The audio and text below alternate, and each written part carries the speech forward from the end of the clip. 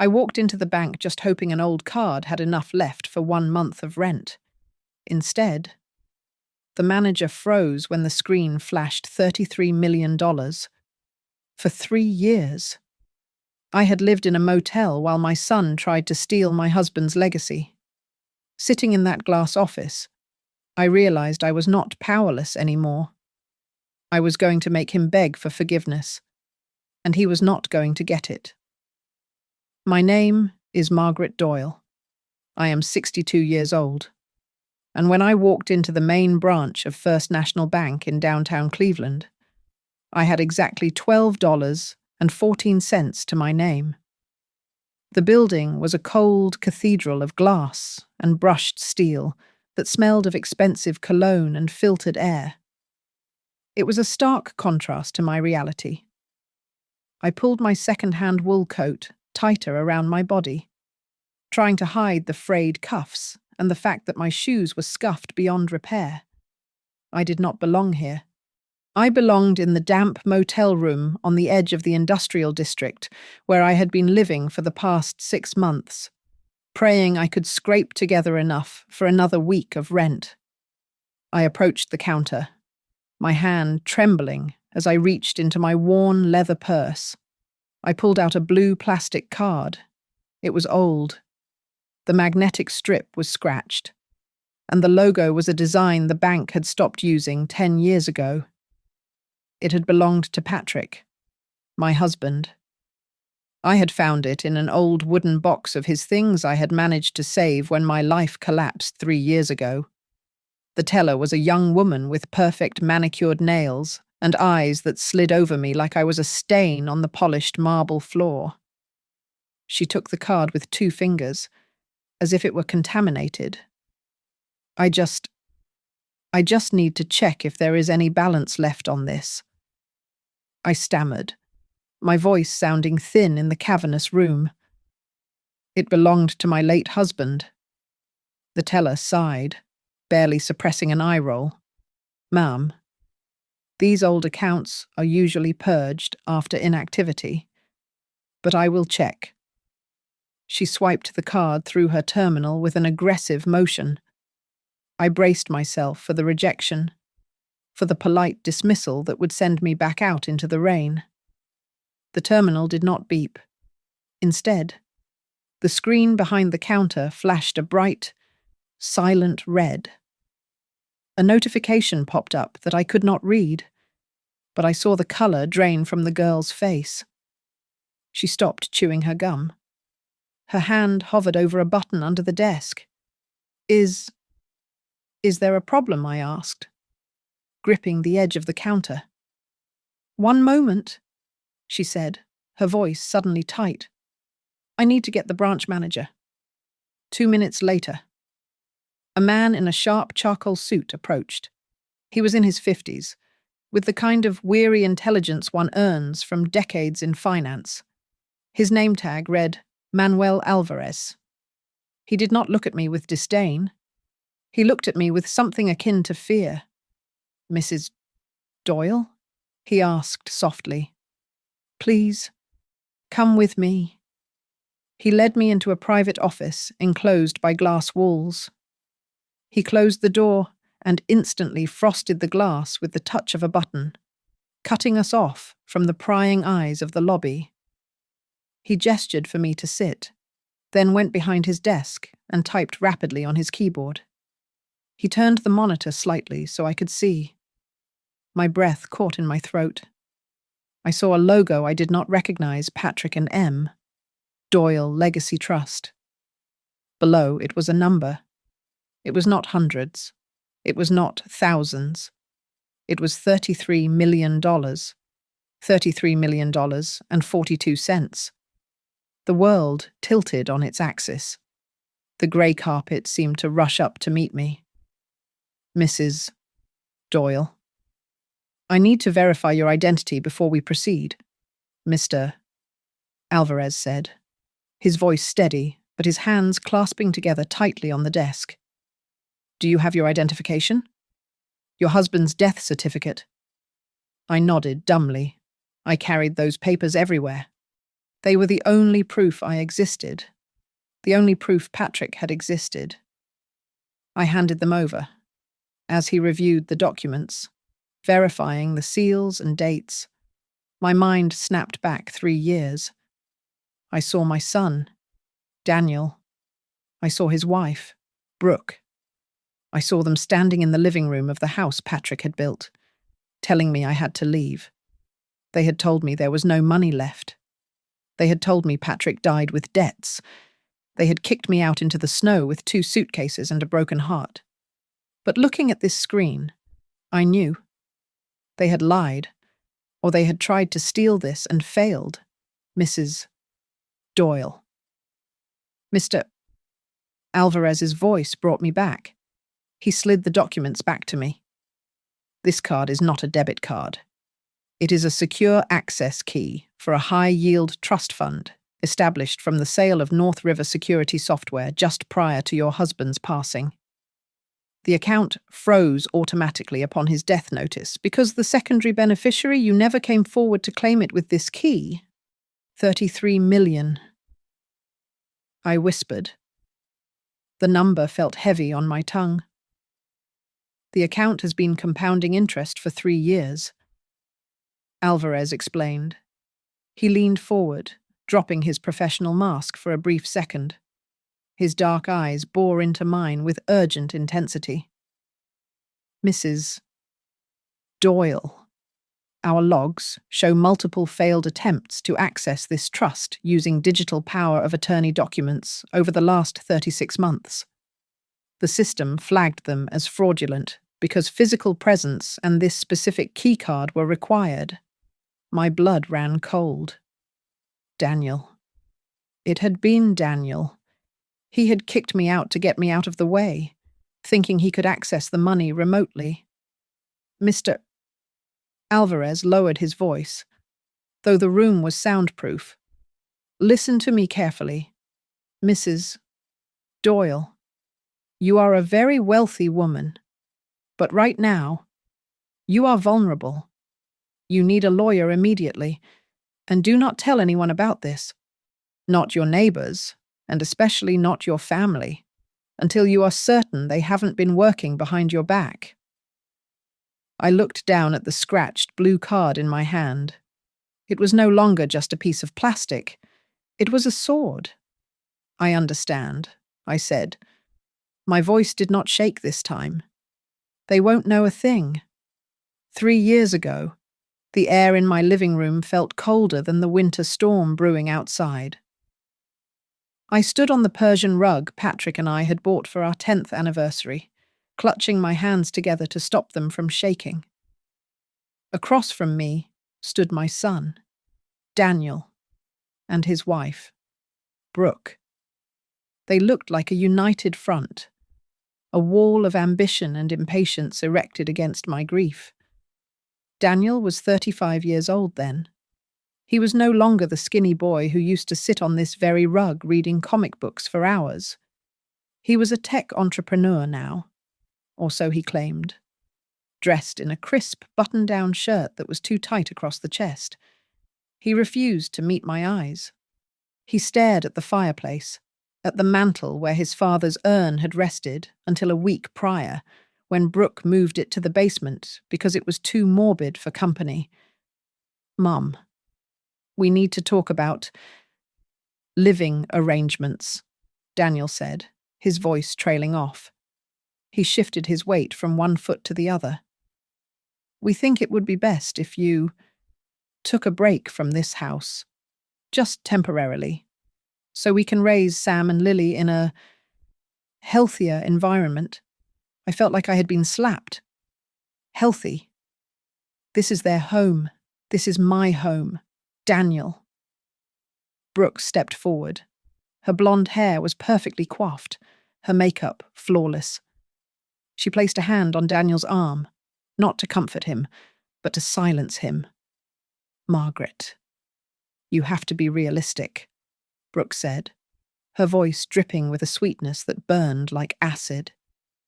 You have been too negative since Patrick died. It is toxic. The children feel it. You are clinging to the past, and quite frankly, it is suffocating us. I am grieving, Brooke, I whispered. It has only been 6 months. And that is exactly why you need space, she countered instantly. She reached into her designer tote bag and pulled out a thick stack of documents. We had our lawyers draw up a temporary residency agreement. It just formalizes things. It protects the family assets while you get your head straight. I took the papers. The legal language swam before my eyes. There were clauses about asset protection and management transfer. I did not understand why I needed to sign a legal document just to visit my sister or stay in a hotel for a week, which is what I thought they meant. I do not understand, I said, looking at Daniel. Why do I need to sign this North River Analytics needs capital? Mum, Daniel said, finally looking at me, though his eyes were glassy. Investors want to see stability. If the house and the accounts are tied up in probate or emotional decision-making, it looks bad. Brooke leaned in, her perfume overpowering the smell of old wood and memories.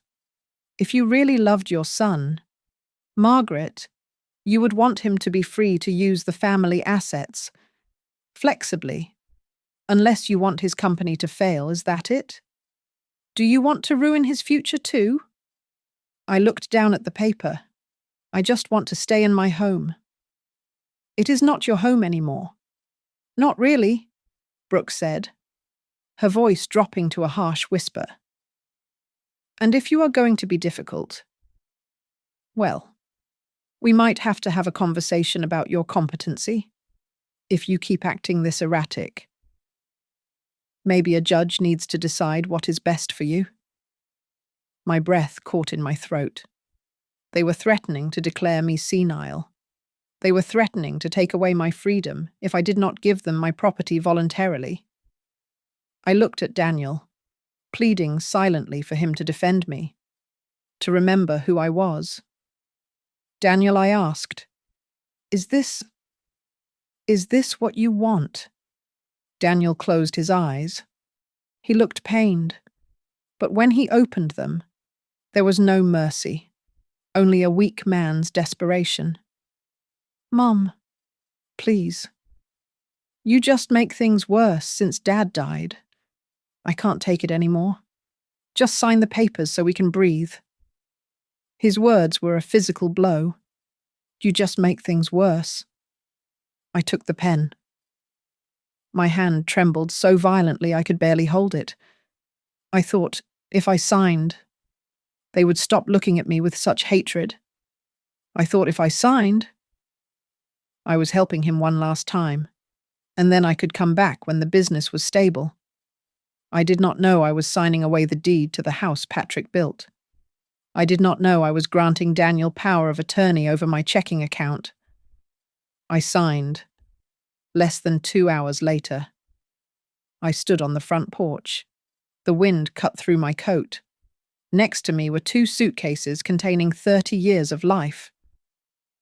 We will call you when things settle down, Daniel said, giving me a hug that felt like he was embracing a stranger. He pulled away quickly.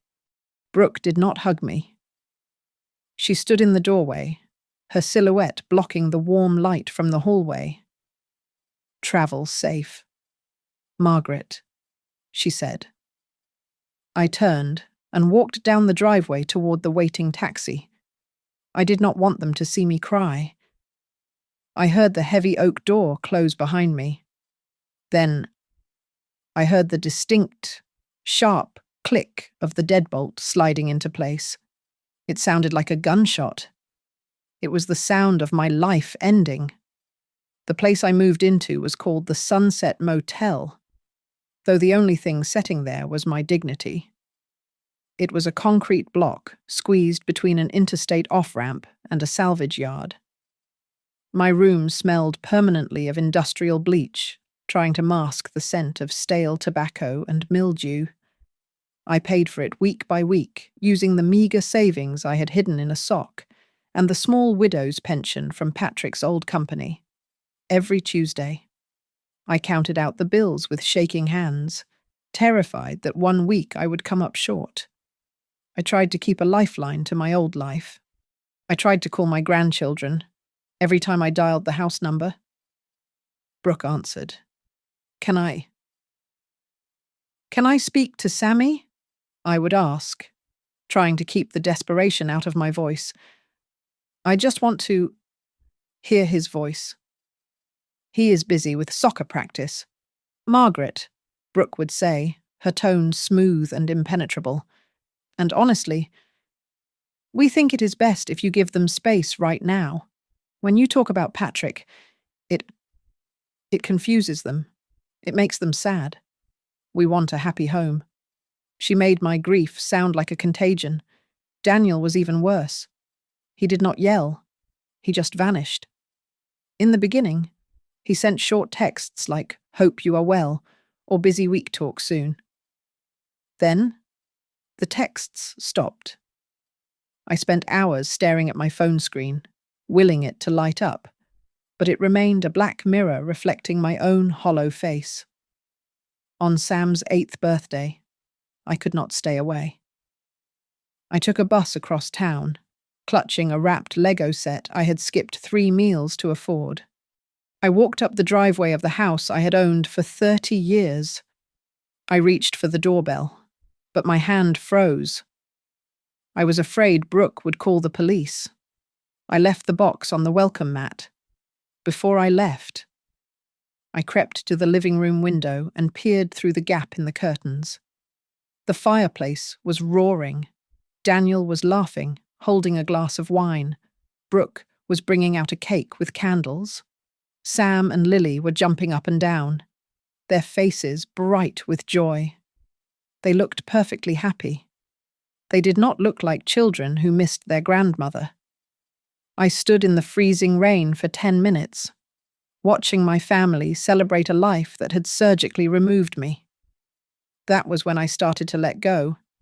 I stopped dyeing my hair, letting the grey roots conquer the brown. I stopped wearing makeup. I stopped cooking real meals. My diet became instant noodles made with tap water and lukewarm coffee. I covered the mirror in the motel bathroom with a towel because I could not bear to look at the woman staring back. She looked like a ghost. I did not know it then, but Brooke was making sure I stayed a ghost. My cousin called me once, her voice cool and distant. "Margaret, Brooke told us about your episodes," she said. "She said you were demanding money and trying to control Daniel's marriage. You need to get help." They had painted me as the villain in my own tragedy. The final blow came on a Tuesday evening. I received a paper statement from the bank for an old joint checking account Patrick and I had kept for emergencies. I opened the envelope, expecting to see the usual $5,000 we always kept there. The balance read $312. I stared at the transaction history. Transfer after transfer. All going to North River Analytics. Beside each withdrawal was a notation authorized by electronic signature, M. Doyle. My stomach dropped. The papers, the residency agreement. I had signed away access to my own lifeline. No. No. Please. I whispered to the empty, mouldy room. They couldn't. But they had. I sat on the edge of the sagging mattress, realizing with a sick clarity that I had funded my own exile. I wanted to scream. I wanted to hire a lawyer. But with what money I was trapped. The anger ignited in my chest then. A slow, smouldering heat like a coal fire that refuses to go out. On the night of my 60th birthday, 3 years after I left my home, I sat alone. There was no cake. There were no calls. I pulled out the only thing of value I had, left a small wooden box Patrick used to keep on his dresser. I opened it. Inside were his military medals, a few love letters he wrote me from overseas, and a blue plastic bank card. I picked up the card. It was just a piece of plastic to me then, something from an old account I thought was empty. I almost threw it away. "Happy birthday." "Margaret?" I said to the silence. "You are utterly alone." I tossed the card back into the box and closed the lid. I did not know that I had just held the key to my salvation in my hand. I only knew that I had survived another year. And I wondered why. To survive, I had to become invisible. I took a job working the graveyard shift at a 24-hour laundromat, folding sheets until my fingers were raw and grey. When that was not enough to cover the rent, I started cleaning rooms at a chain of budget motels. It was back-breaking work. I scrubbed toilets stained with things I tried not to identify and changed sheets that smelled of cheap liquor and despair. But in that invisibility, I began to see the world clearly. I saw businessmen cheating on their wives and homeless veterans trying to maintain their dignity while washing their only set of clothes. I met Rosa during the morning shift at the motel. She was a Mexican woman in her late 60s, with hands that looked like twisted roots and a smile that could light up a dark room.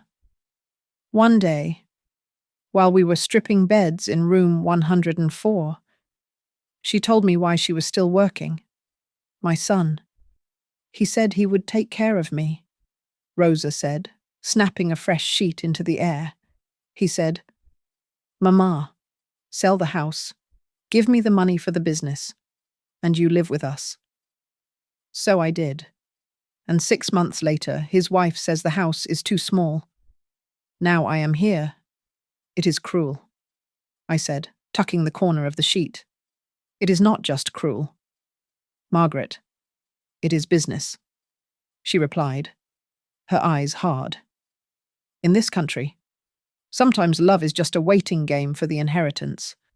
They wait for us to die, or they speed it up by taking everything while we still breathe. Her words planted a seed of suspicion in my gut. I started saving every penny I could finding on the floor or earning from tips. I put the coins and crumpled dollar bills into a glass jar hidden behind the toilet tank in my bathroom. It was not a savings account. It was a war chest. I swore to myself that I would never knock on Daniel's door to beg for food. To fill the jar faster, I signed up for a gig app to clean private homes for other elderly people. I entered the lives of strangers for $20 an hour. I cleaned for a retired nurse who lived alone with 5 cats, and for a gay couple in their 70s who held hands while watching television. I saw love, and I saw loneliness. Then I met Harold. Harold was a retired accountant, 80 years old, with a sharp tongue and legs that refused to work. He was a difficult client who checked for dust on top of the door frames, but he was lonely. One afternoon, while I was polishing his silverware, he started ranting about a news segment on the television. "Look at them," Harold grumbled, pointing a shaking finger at the screen. "Another senior scam. But the news always gets it wrong. They talk about the Nigerian princes and the phone calls. Is that not where the danger is?" I asked, pausing in my work. "No," Harold barked. "The worst crooks aren't on the phone. Margaret. They are at the Thanksgiving table. They are the children who get power of attorney and treat their parents' life savings like a personal piggy bank. It is called elder financial abuse, and it is the perfect crime because the victims are too ashamed to admit they raised a thief." I froze. The silver spoon in my hand felt suddenly heavy. Is it legal?" "If the parents signed the papers," I asked, my voice barely a whisper, Harold scoffed, coerced signatures, misleading legal jargon. Undue influence. It is all illegal. But unless you have a paper trail, the law assumes it was a gift. You have to document everything, every text, every bank transfer, every lie. I went home that night and started a notebook. I wrote down the date Daniel kicked me out. I wrote down exactly what Brooke had said about the residency agreement. I began to build a timeline of my own erasure. A week later, I was walking back to the motel in a driving rainstorm. I was tired, my head down against the wind. I stepped off the curb without looking. A horn blasted, loud and terrifying. I threw myself backward, landing hard on the wet pavement as a delivery truck roared past, missing me by inches. The spray of dirty water soaked me to the bone. I lay there on the asphalt, my heart hammering against my ribs like a trapped bird. In that moment of terror, a cold realization washed over me. If I died right there, in the gutter, my story would end exactly how Daniel and Brooke wanted. They would tell people I was a confused, erratic old woman who wandered into traffic. They would cry fake tears at my funeral and then spend the rest of Patrick's money. No, I hissed through my teeth, pushing myself up. I will not let you win. I limped back to my room, shivering, but burning with a new resolve. I did not dry off. I went straight to the closet and pulled out Patrick's wooden box.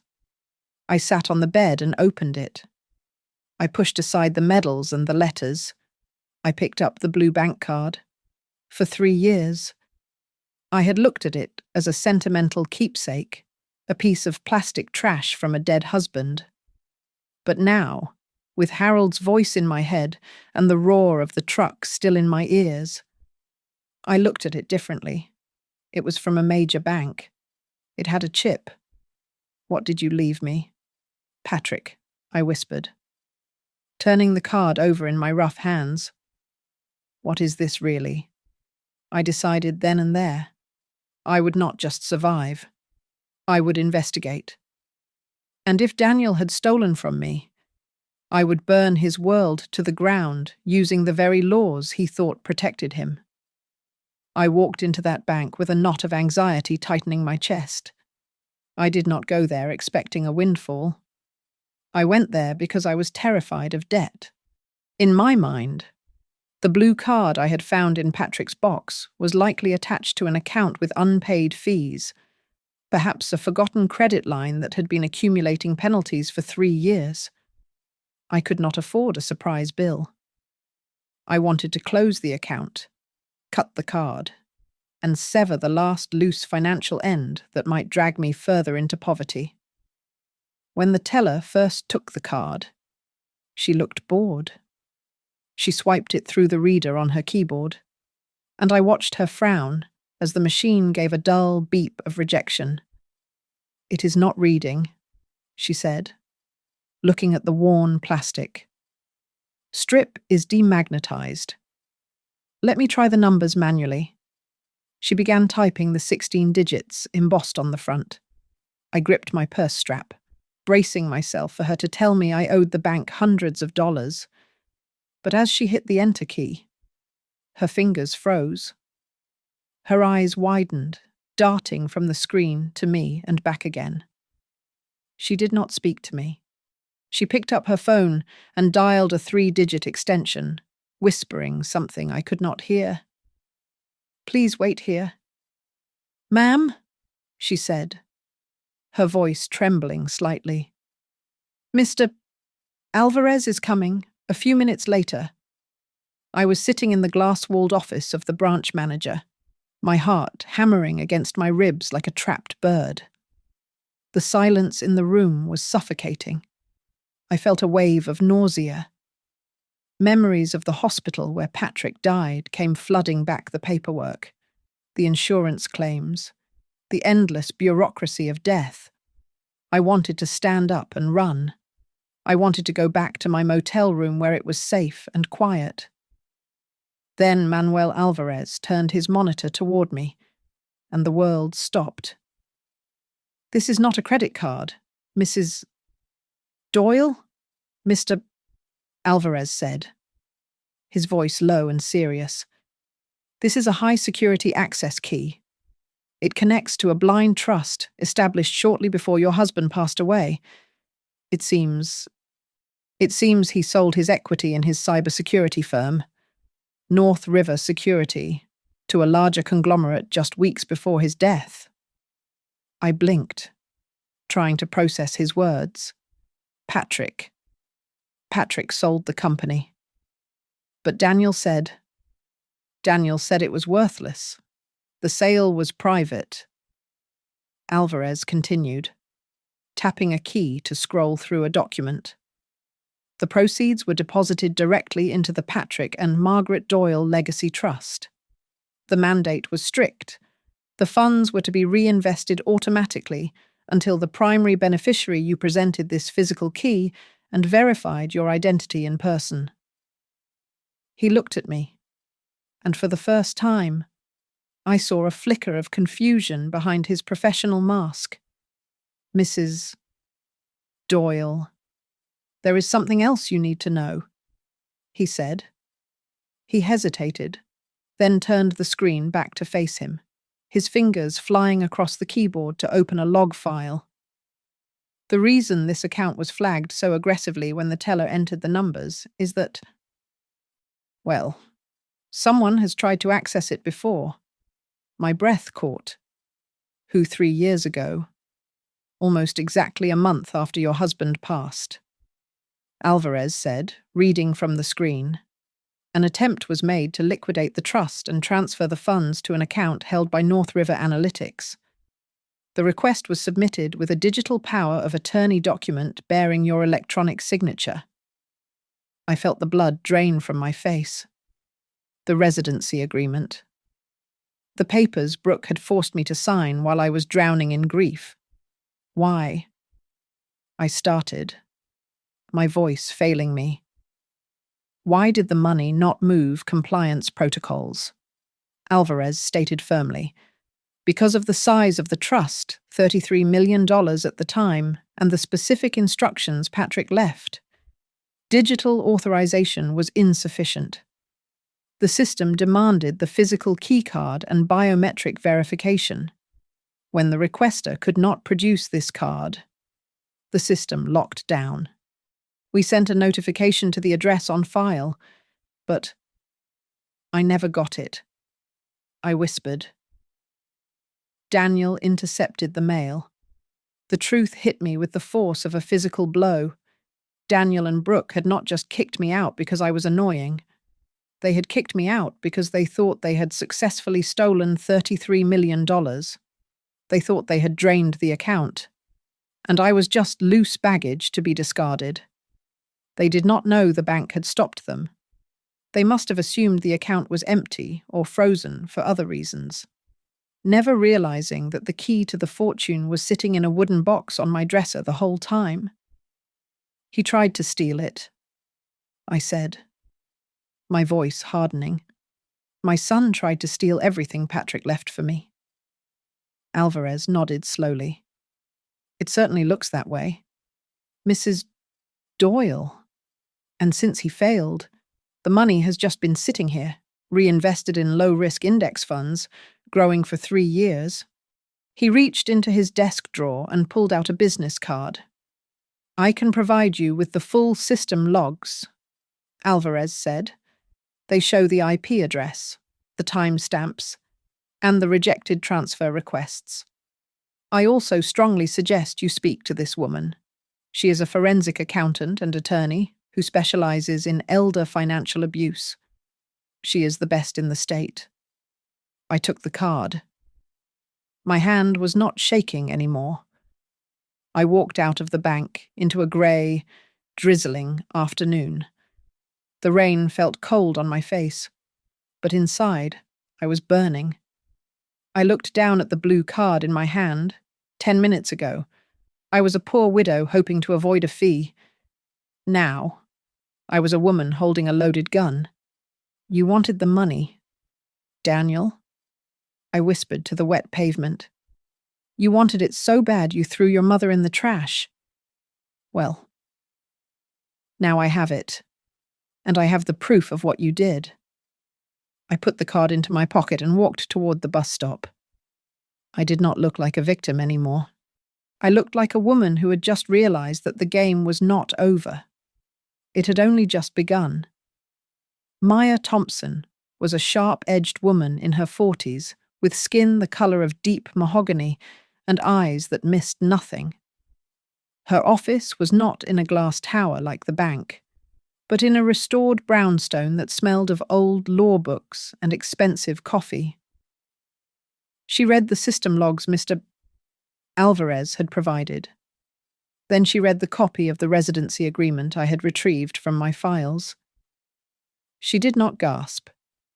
She did not look pitying. She looked like a shark smelling blood in the water. Mrs. Doyle, Maya said, placing the papers down with a deliberate slap. This is textbook elder abuse, constructive fraud, theft by deception. If you want, we can put them in prison. I can have the police at your son's door in 24 hours. 3 years ago, I would have cried. I would have made excuses for Daniel. Now, I sat with my back straight and my hands folded in my lap. Prison is too quick, I said calmly. I want to know my options. Explain everything to me. Civil, criminal, everything.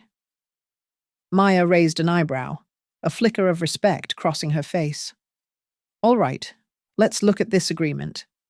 You see this clause here, paragraph 4, section B. It effectively waives your right to claim residency based on mental instability triggers. And here, the power of attorney clause. It is not limited to paying bills. It grants unrestricted asset reallocation for family preservation. This is not standard language. This is predatory. Brooke, I said, the name tasting like ash. She worked in real estate for a few years before she had the kids. She knew exactly how to word it to make me think I was just taking a vacation. She weaponized the law against you. Maya confirmed. We spent the next week dissecting my financial corpse. I brought in Harold, the retired accountant I cleaned for, to look at the old bank statements from the joint account Daniel had drained. Harold found it within an hour. Look at this, Harold said, pointing to a series of transfers. $2,000 here, $3,000 there, labeled as consulting fees paid to North River Analytics. He was paying himself to manage your money while he stole it. He treated me like a client he was embezzling from. I said, exactly, Maya said. But now, we flipped the board. First, we moved the $33 million. We did not just put it in a savings account. Maya helped me set up a new blind trust under a generic name, hidden behind a limited liability company called MD Holdings. To Daniel or anyone looking, the money from Patrick's legacy trust had simply vanished into the ether of the financial market, claimed by a nameless entity. Next, we filed a report with Adult Protective Services.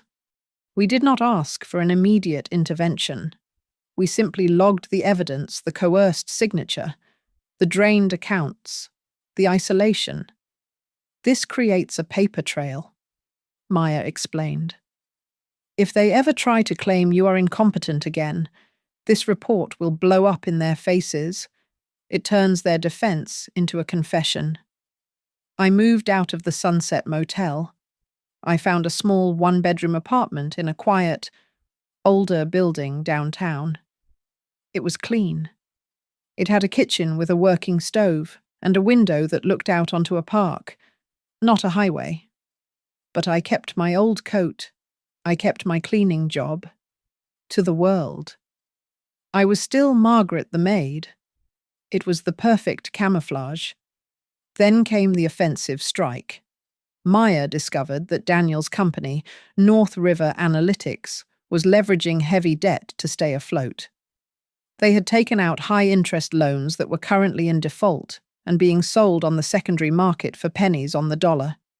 "We can buy this debt," Maya told me, tapping a pen against her chin. "Through your new LLC, it would make you his primary creditor. You would own his obligations." "Do it," I said instantly. "Buy all of it." Within 2 weeks, I owned the paper that Daniel's entire lifestyle was built on. I owned the mortgage on his office building. I owned the lien on his equipment. He thought he owed money to faceless banks and investment firms. He had no idea he owed it to the mother he had discarded. On the first night in my new apartment, I stood before a full-length mirror. I looked at the woman reflected there. My hair was grey, my face lined with the stress of survival, but my eyes were clear. I was no longer the frightened widow shivering in the snow. They taught me what legally binding means. I whispered to my reflection. They used the rules to break me. So now I will use the rules to break them. I turned off the light and went to sleep, sleeping soundly for the first time in 3 years.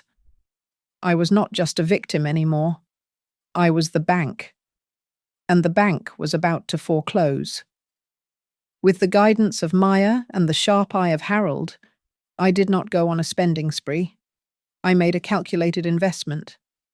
I took $500,000 from the trust, a fraction of the interest the account had earned in a single quarter, and purchased a dilapidated apartment building in a working-class neighborhood. It was a brick structure with peeling paint and broken windows, but it had solid bones. I renovated it not into luxury condos, but into clean, affordable housing. I specifically prioritized applications from elderly women and single mothers, people who looked like I did 3 years ago. I did not hire a management company.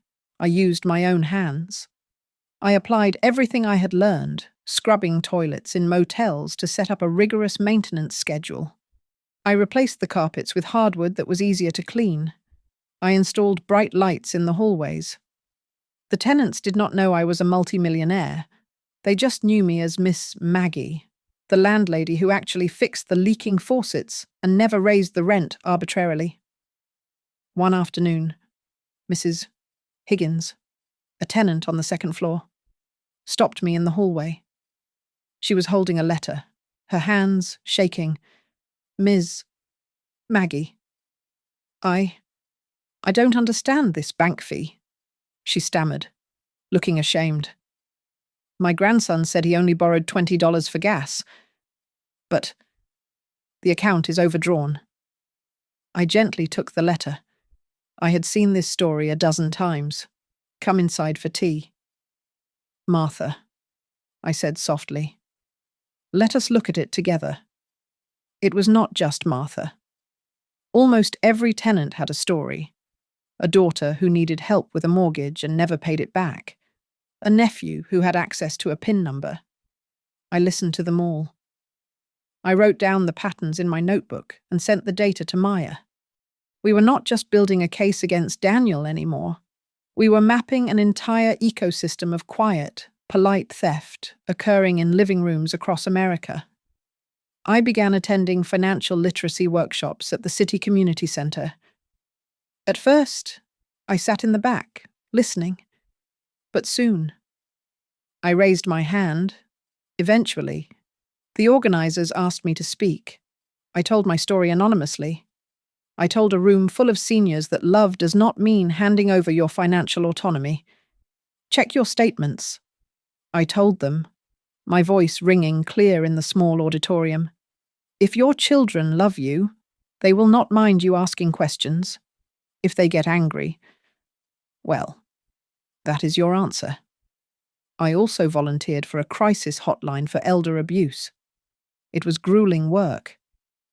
Every time the phone rang, I heard the voice of someone standing on the precipice where I had once stood. when a caller told me they were afraid to speak up because they might lose access to their grandchildren. I remembered standing on Daniel's porch, looking through the window at Sam and Lily blowing out candles. That memory no longer made me cry. It made me focus. The building turned a profit within 6 months. I realized I had an instinct for this. I used the income, not the trust money, to buy a foreclosed house, fix it up, and rent it out. I was creating a legitimate income stream that had nothing to do with Patrick's legacy. I was rebuilding myself, brick by brick. My personal life remained sparse. I did not buy jewelry or furs. I bought a pair of high-quality orthopedic shoes because my back still ached from years of changing motel sheets. I paid for a comprehensive dental plan. I bought a new smartphone to monitor the markets. That was it. In contrast, I watched Daniel from afar. I saw the photos on social media. He had leased a new Tesla Model X. Brooke was posting about her interior design refresh featuring imported Italian marble. They were drowning in debt, yet they were spending money they did not have to impress people who did not care. Then, the cracks began to show publicly. I sat in my small kitchen one morning, drinking black coffee, scrolling through the local business news. The headline stared back at me. North River Analytics sued over major data breach. I read the article without emotion. The company had cut corners on security protocols to save money. Clients were leaving. Layoffs were imminent. I opened my notebook and wrote down the date and the stock price drop. I was not gloating. I was simply a creditor monitoring a failing asset. That evening, it rained. I took a walk past the downtown office park, where North River rented the top floor. I stood across the street, huddled in my coat, watching the lights flicker in the windows. I saw a silhouette pacing back and forth in the corner office. It was Daniel. He looked frantic. I touched the phone in my pocket, where the contact number for MD Holdings, the company that now owned his debt, was saved. Enjoy the view while you can. Danny. I whispered into the rain. We will be talking very soon, but this time, I am the one holding the lease. The collapse of North River Analytics was not a sudden explosion. It was a slow, agonizing suffocation. The final blow came on a Tuesday morning when Orion Health, their biggest client, pulled a contract worth $4 million due to a massive leak of patient data. I read the press release on my tablet while sipping peppermint tea. The stock price plummeted. Daniel was forced to place the company into restructuring, but the sharks were already circling. He did not know that the biggest shark in the water, the one holding the majority of his distressed debt, was his own mother. Brooke did not handle the pressure with grace. She had grown accustomed to a life of country clubs and leased luxury SUVs. I heard from a mutual acquaintance that she was frantically selling her designer handbags on resale sites and had pulled Sam and Lily out of their private academy. Panic makes people predictable. Instead of cutting back, Brooke returned to the only strategy she knew. She looked for a victim to plunder. I received a call from Maya on Thursday afternoon. He received the demand letter from your LLC, Maya said, her voice crisp. He is trying to negotiate a meeting with the primary creditor. He has no idea it is you yet. But he is desperate. He is going to reach out to you personally before he deals with the creditor. He wants to see if the old well still has water, I said, looking out my window at the rain. Exactly, Maya warned. Record everything. Margaret, every word is evidence. The phone rang 2 hours later. The caller ID displayed Daniel. It was the first time that name had appeared on my screen in 3 years. I pressed the record button on the separate device Maya had given me, took a deep breath, and answered. Hello, hi. Hi. Mom. Daniel's voice cracked. He sounded exhausted. It has been... God, it has been too long. I was just sitting here thinking about you and I wanted to see how you were holding up. I almost laughed. The audacity was breathtaking. I am fine. Daniel, I said, keeping my voice flat, just working. Cleaning rooms. That is good. Listen, Mom, we have missed you. Brooke and I were talking, and we think it is time to put the past behind us. We are family, right? Families help each other. What kind of help? Daniel, I asked. Well, look, the business is going through a little rough patch. He stammered. Nothing major. But I was thinking, maybe I could help you manage whatever assets Dad left, to make sure they are safe. Maybe we could look at that power of attorney again, just to protect you. He was trying to use the same old key to open a lock he had already broken. We can talk about it. I lied. Great. That is great. Mom, I knew you would understand. He hung up, thinking he had won. I saved the recording and sent it to the secure server at Maya's firm. The fatal mistake happened later that night. My phone buzzed with a text message. I looked down and saw Brooke's name. My heart skipped a beat. I opened it. He is such a soft touch. He thinks she bought it. You idiot! You should have drained that account 3 years ago before the bank locked it down. Now we have to play nice with the old hag to save the house. Just get her signature, and we can leverage the trust against the business debt. I stared at the screen. She had meant to send it to Daniel. She had sent it to me. I took a screenshot. Then another. I forwarded it to Maya and the investigator at Adult Protective Services. This was not just leverage. This was the smoking gun. It proved premeditation. It proved intent to defraud. 2 days later, the trap snapped shut.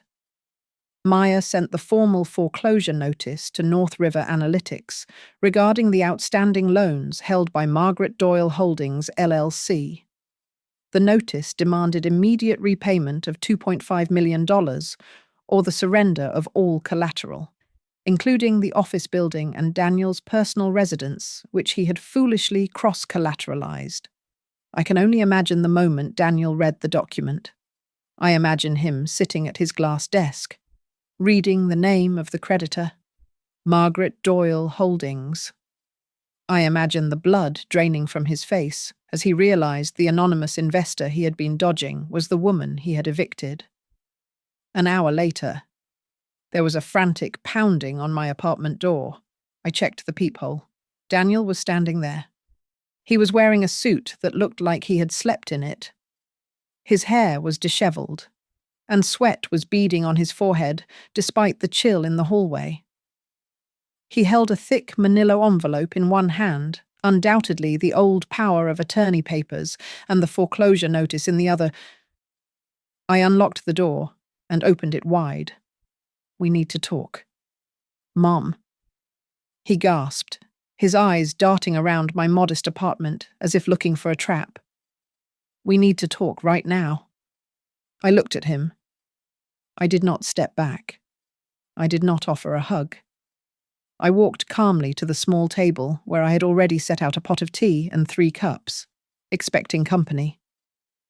Yes, Daniel, I said, my voice steady and cold as the winter wind. I believe we do. Daniel sat at my small kitchen table, his hands clasping and unclasping around a mug of tea he had not touched. The steam rose between us, a fragile barrier against the lies he was spilling.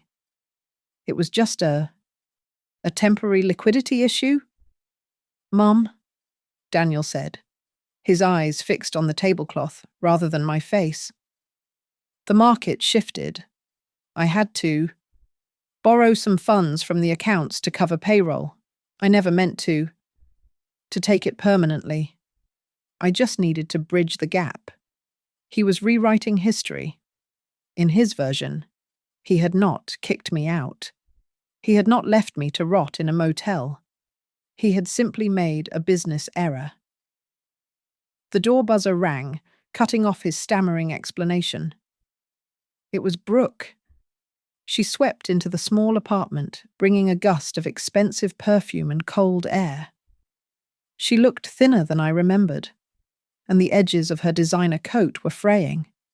But she wore the same mask of superior affection she had worn the day she evicted me. "Oh, Mom," she gushed, rushing over to squeeze my shoulder. "It is so good to see you. We have been so worried. Look at this place.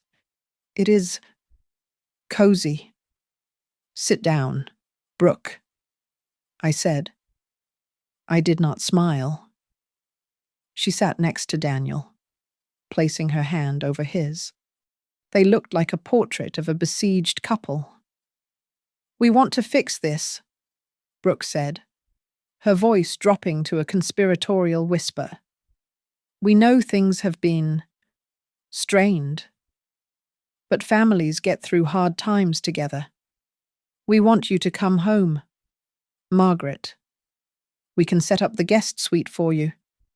I watched them.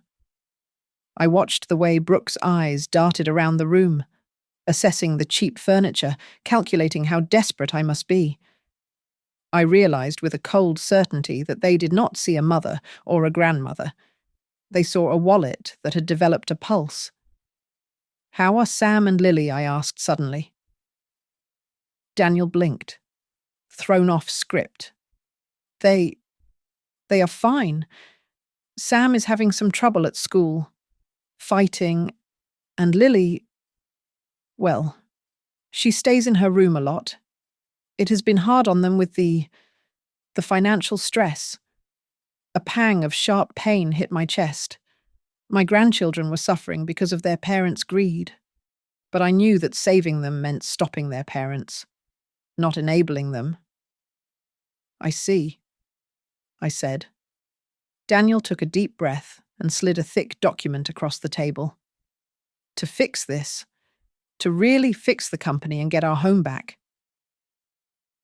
we need to consolidate," Daniel said, tapping the paper. "If you sign this enhanced power of attorney, I can manage Dad's old assets more efficiently. It will stop the creditors. It is for the family. Mum?" I looked at the document. It was the same trap, just a different font. I reached under the table and pulled out my own folder. It was thick, heavy with the weight of truth. I dropped it onto the table. The sound echoed in the small room. "You want me to sign that?" I said, pointing to his paper. Then I opened my folder. "But first, I want to talk about these." I spread them out like tarot cards. The bank logs showing the rejected transfer attempts from 3 years ago, the foreclosure notice on his office. And right in the center, the screenshot of the text message Brooke had sent me by mistake. "He is such a soft touch. You idiot, you should have drained that account 3 years ago." Daniel picked up the screenshot. His face went grey. He looked from the phone to Brooke, his mouth opening and closing like a fish on a hook. "Mom? I didn't know," Daniel whispered. Brooke snatched the paper from his hand. Her mask shattered. The sweet daughter-in-law vanished, replaced by the predator I remembered. "You have been spying on us," she snapped, her voice rising to a shriek. "You sit here in this dump and judge us. You have no idea what it takes to maintain a lifestyle in this economy. You always play the victim, Margaret." Standing outside looking pathetic while we drown. "I was not playing," I said. My voice was not loud, but it silenced her. I was living in a room that smelled of bleach and other people's sweat. I was eating instant noodles on Christmas while you threw parties. I stood outside your window in the rain to see my grandson blow out his candles because his mother changed the locks on me. I looked at Daniel. He was shrinking in his chair. I am not a victim. Daniel, I continued, I am your creditor. I pulled out the deed to the North River office building. I am Margaret Doyle Holdings. I said, I bought your debt. I own your loans. I could have sent the sheriff to evict you from your office yesterday. I could have seized your house this morning. The silence that followed was absolute. They stared at me as if I had grown a second head. They could not reconcile the old woman in the cardigan with the entity that held their lives in her hands. Why? Daniel choked out. Why didn't you? Because I wanted you to look me in the eye when you lost it, I said. I stood up and walked to the window. But I am not like you, I said, turning back to them. I do not destroy family for sport. There is one chance left. The bank. First National. Sunday morning, at 9 o'clock. The bank, Brooke asked, her eyes narrowing. Suspicion warring with hope. We are going to see exactly what Patrick left, I said. If you want to save anything, if you want to save your marriage, your reputation, your home, you will be there. I picked up the teapot and poured the cold tea into the sink. Now get out of my apartment. They left without another word. I watched them walk down the hallway. Their shoulders slumped. They thought the meeting on Sunday was a negotiation. They thought they still had a chance to talk me into handing over the money. They did not know they were walking into an execution, and the only thing being killed was their greed. Sunday morning at 9 o'clock, the lobby of First National Bank was silent as a tomb. I arrived first, sitting on a leather bench near the entrance. 5 minutes later, Daniel and Brooke walked in. Brooke was dressed in a sharp beige power suit, her hair pulled back in a severe bun, looking like she was ready to negotiate a merger. Daniel clutched a leather portfolio to his chest, his knuckles white. He looked at me with a mixture of hope and condescension, believing that one signature on the papers in his bag would solve all his problems. Morning. Mum, Daniel said, forcing a smile that did not reach his eyes. Ready to get this sorted? It is better we handle this before the bank makes any impulsive decisions. We are just here to support you. Margaret, Brooke added, patting my arm. Inside, I said, standing up. We entered the glass-walled conference room. Daniel stopped dead in the doorway. It was not just Mr. Alvarez waiting for us. Sitting to his right was Maya, looking formidable in a dark blue suit. To his left sat a stern man in a grey jacket with a badge clipped to his belt, a representative from Adult Protective Services. What is this? Daniel asked, his voice wavering. Who are these people? Please, sit down, Mr. Alvarez said. Once we were seated, Alvarez pressed a key on his laptop. The large monitor on the wall flickered to life. It displayed the Patrick and Margaret Doyle Legacy Trust. The balance was highlighted in bold $33 million and 42 cents. The silence that followed was deafening. Daniel's jaw actually dropped. Brooke made a sound like a strangled cat, her eyes widening until I thought they might pop out of her head. I watched them. For the first time, I saw the naked greed on their faces not as a hurt mother, but as a judge witnessing a crime. 33 million, Daniel whispered. He looked at me, then at the screen, then back at me. Mom, this is This is too much for one person to manage, especially at your age. The tax implications, the investment strategy. We need to transfer this to the family trust immediately. He reached for his portfolio. I have the papers right here. Daniel stammered, his hands shaking. I can take the burden off you. We can stop, Maya said. Her voice was like a whip crack.